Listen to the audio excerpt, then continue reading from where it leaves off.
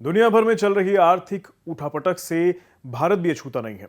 America, Europe जैसे विकसित इलाकों में मंदी के बादल छाए हुए हैं। बैंकिंग सेक्टर में पैदा हुई उथल-पुथल ने पहले से ही खराब आर्थिक माहौल को और मुश्किल बना दिया है।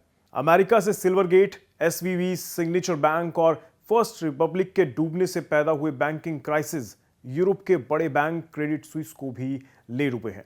भले ही भारत का बैंकिंग सेक्टर बेहद मजबूत है और रिजर्व बैंक का रेगुलेटरी फ्रेमवर्क भी देश में बैंकिंग सेक्टर की किसी क्राइसिस का पहले से पता लगाने में सक्षम है, इसके बावजूद ग्लोबल क्राइसिस का झटका भारत में भी महसूस हो सकता है। दूसरी ओर दुनिया भर में छटनियों का दौर भी जारी है और नौकरियों को लेकर बड़ा डर बना हुआ है। भारत पर भी इसका बुरा असर पड़ रहा है। आर्थिक हालात को सबसे ज्यादा पेचीदा बना रहे हैं ऊंची महंगाई और लगातार बढ़ रही ब्याज दरें। कर्ज पिछले एक साल में महंगा हुआ है। इससे आम लोगों की परेशानियां बढ़ी हैं। अब जिन लोगों ने होम लोन लिया है उनके लिए मुसीबत बढ़ी है। ईएमआई बढ़ गई हैं, नया होम लोन महंगा मिल रहा है। तो सवाल बड़ा ये पैदा हो रहा है कि ऐसे लोग क्या करें, ऊंची ईएमआई से कैसे निपटा जाए।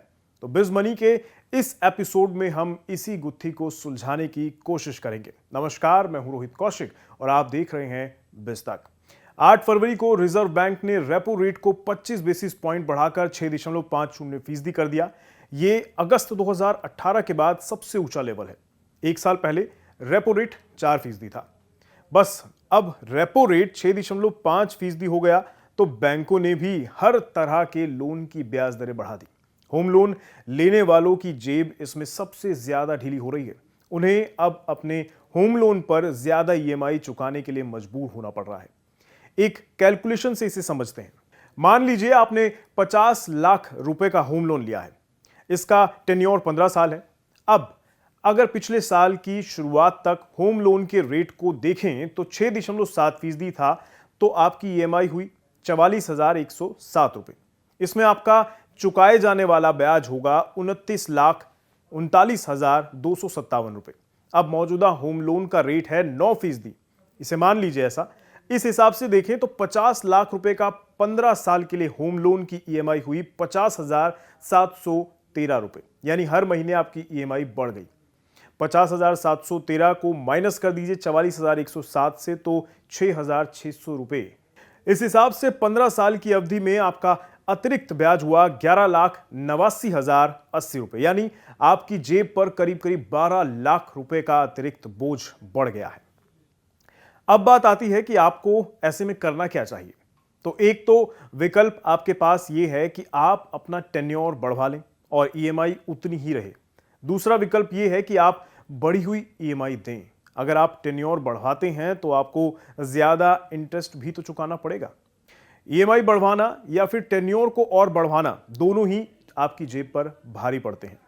मौजूदा वक्त में जबकि आर्थिक माहौल गड़बड़ाया हुआ है और छटनियों की खबरें भी आ रही हैं, हर किसी के लिए ईएमआई बढ़ाना या टेन्योर बढ़वाना मुश्किल होगा। अब इससे बचने के लिए आपके पास एक बेहतर विकल्प है। वो ये कि आप अपनी बचत और इन्वेस्टमेंट की ओर देखें।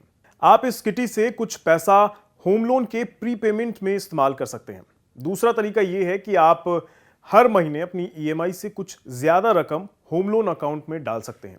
यानी ईएमआई से थोड़ा सा ज्यादा पैसा आपको हर महीने चुकाना होगा। इस तरह से आप लंबे वक्त में अपने होम लोन पर चुकाए जाने वाले ब्याज को कम कर सकते हैं। इसका एक तरीका और भी है।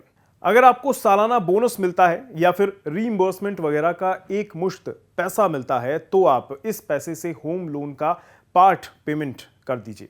ये ब्याज पर आपका बोझ कम कर देगा। आप हर साल अपनी ईएमआई को खुद भी बढ़ा सकते हैं।